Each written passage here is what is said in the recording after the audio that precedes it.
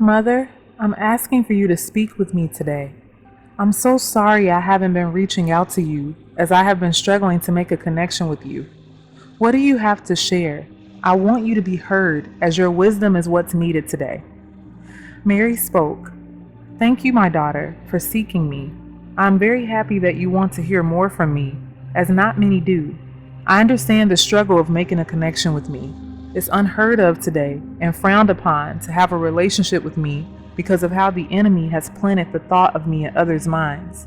They believe that seeking me and praying the rosary equates to worshiping me, but they are sadly mistaken. To be in relationship with me is to be in union with Jesus, as he and I are one. You've heard this before, but it's very true.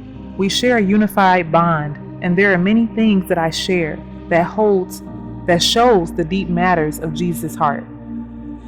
So at this point, I received a vision, and it looked as if I was in heaven, and I was by a fountain where an angel was standing.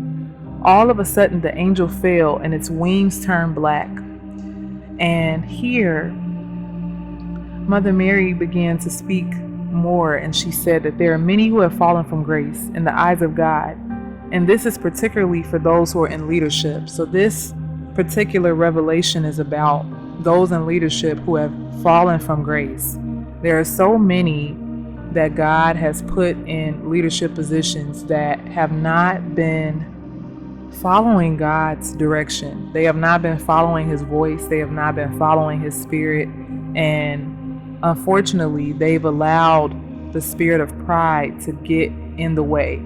And when pride gets in the way, it's really difficult at that point to hear God. And when we become prideful and we're not repentant, we're not acknowledging our pride, then that's when God will begin to silence himself. And he will not be vocal. He's not going to do much, because if you've already made it up in your mind and your heart that, well, what I know is better, what I know is the best thing here, and no one can tell me anything different, there's nothing else for me to learn, then when you make that declaration, when you make that understanding in your mind that what you know is the best, no one can teach you, you can't be taught, right? Then what that signals to God is that you have a deep spirit of pride.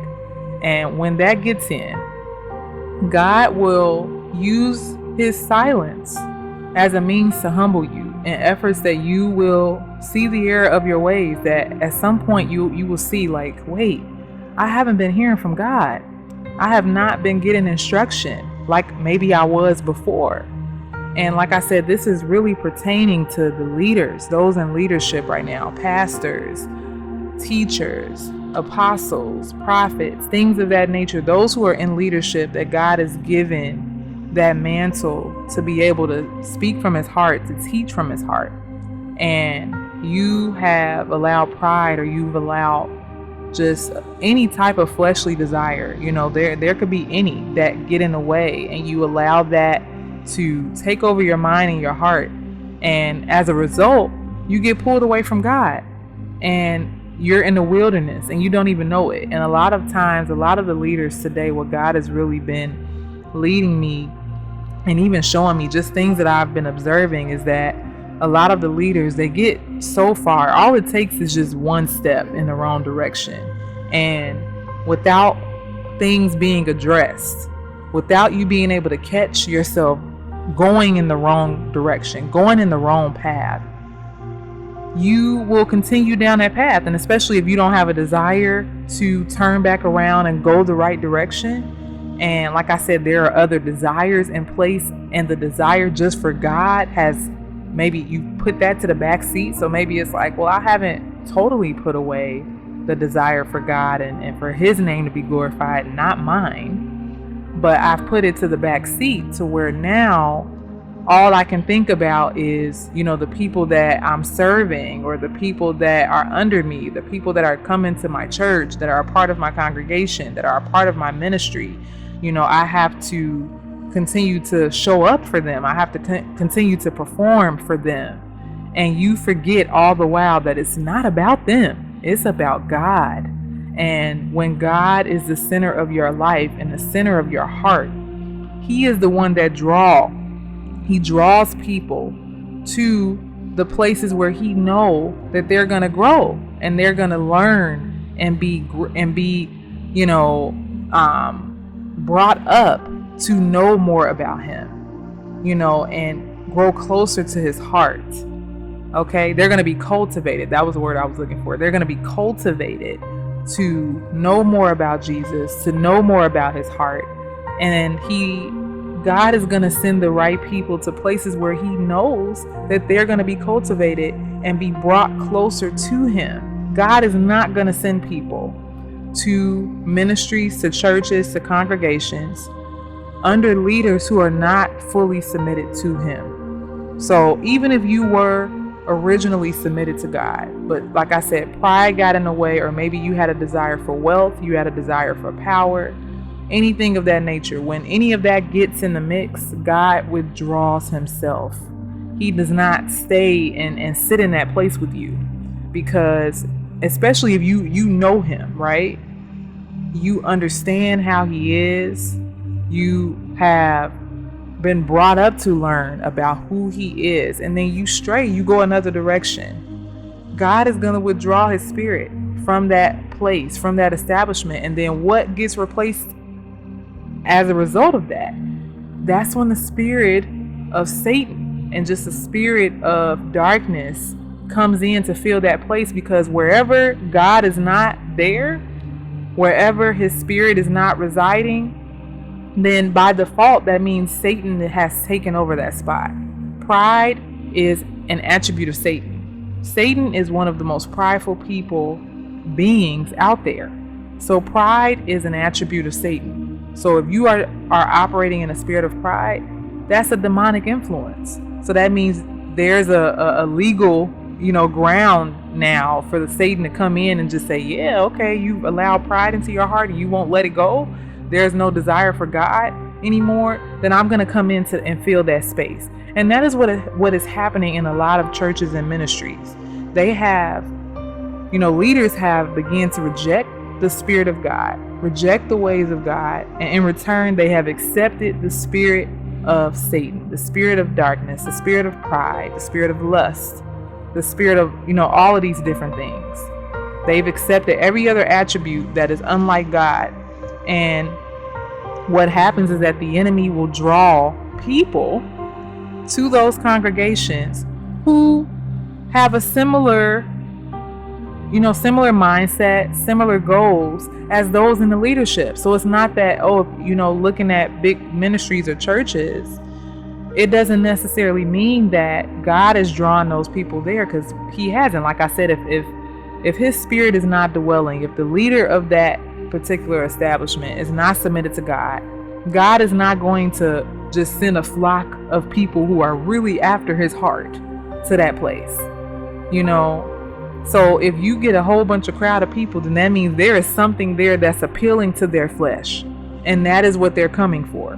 Okay, and it took me a really long time to understand that this is what's happened, but it's much deeper, in the spirit. There's so much going on in the spirit that happens with this, but this is what's happening in the spirit. The moment that we reject the things of God, we reject how He calls us to be, then we give an open door to Satan to come in. And when people who still have those demonic natures and demonic desires about them, you're going to draw those people in, and it's going to look like your ministry is flourishing and growing, but really it's not. Really you've drawn a big host of people who are fleshly, and I think that this may be a tough message to really listen to, but of course, as always, Mother Mary brought this message, because this is also a matter of Jesus' heart, so He reveals things through so many different people. And this is something that He wants us to be aware of, and He wants us to pray about. Pray for these leaders, pray for pastors, pray for teachers, pray for apostles and prophets and other people in ministry or in leadership to really check their pride, to remove their pride, to remove anything that is not of God. Because if you don't, Like I said, God is going to withdraw himself and you're going to fall. He's going to allow you to fall. He's going to allow you to be humbled, because only at that place will you truly begin to see the error of your ways. He's not going to let you stay in that place for very long. So you have to understand that God is not going to allow that for very long. You're going to fall. You are not going to stay on top, because you didn't get there through God. You got there through your pride. Okay, so you can't stay in a place being prideful. Pride is not of God. It is not of God, and we have to understand, if anybody is being prideful, they are not being, brought up through the Spirit of God. Anything that's prideful is not of God. Okay, so I would even go as far as to do this, and this is something that I've started doing. Don't ever say that you're proud of yourself or you're proud of other people. Be very mindful of the words that you use. Say, I'm happy with you, or I'm happy with myself that I was able to do this, that I was able to accomplish this. It was hard at first, but I'm happy with myself that I got through that. Change your words, because when you say you're proud, like I said, that is not of God. It's not of God to be prideful. It's not of God to be proud. Okay? So, I say all of that to say I hope this message encourages you. I know it was probably a little tough to hear, but it's just a call to prayer, to pray for the leaders, pray for everyone that's in ministry, that is in leadership, to really begin to seek God, to not stop seeking God, to not become prideful, to not desire anything but God, to not let self and fleshly desires get in the way of what is important, which is lifting up the name of Jesus, helping to cultivate people that he has drawn. Realizing that people should not be coming to your church to see you. They should be coming to get closer to Jesus. And when his spirit is in a place, that you're not going to have to do much work.